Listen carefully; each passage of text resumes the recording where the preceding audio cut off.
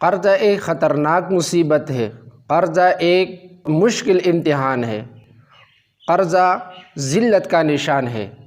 نبی کریم صلی اللہ علیہ وسلم نے قرض کو کفر کے ساتھ جڑ کر فرمایا ہے۔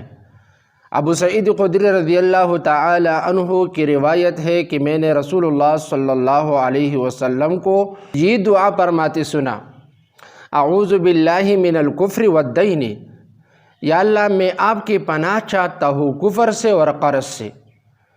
ایک شخص نے عرض کیا: یا رسول اللہ صلی اللہ علیہ وسلم، آپ کفر کو قرض کے ساتھ برابر قرار دیتے ہیں؟ آپ صلی اللہ علیہ وسلم نے فرمایا: جی ہاں۔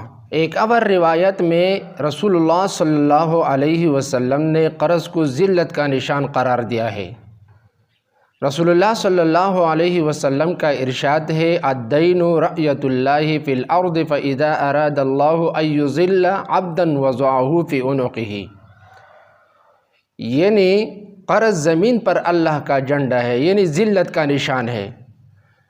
اللہ تعالیٰ جس کسی بندی کو ذلیل کرنا چاہتا ہے تو یہ ذلت کا نشان اس کے گلے میں ڈال دیتا ہے۔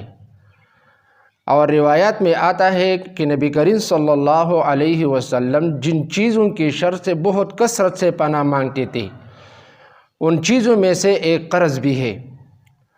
روایت میں آتا ہے کہ نبی کریم صلی اللہ علیہ وسلم یہ دعا بہت کثرت سے مانگتے تھے: اللہم انی اعوذ بک من الہم والحزن واعوذ بک من العجز والکسل واعوذ بک من الجبن والبخل واعوذ بک من غلبۃ الدین وقہر الرجال۔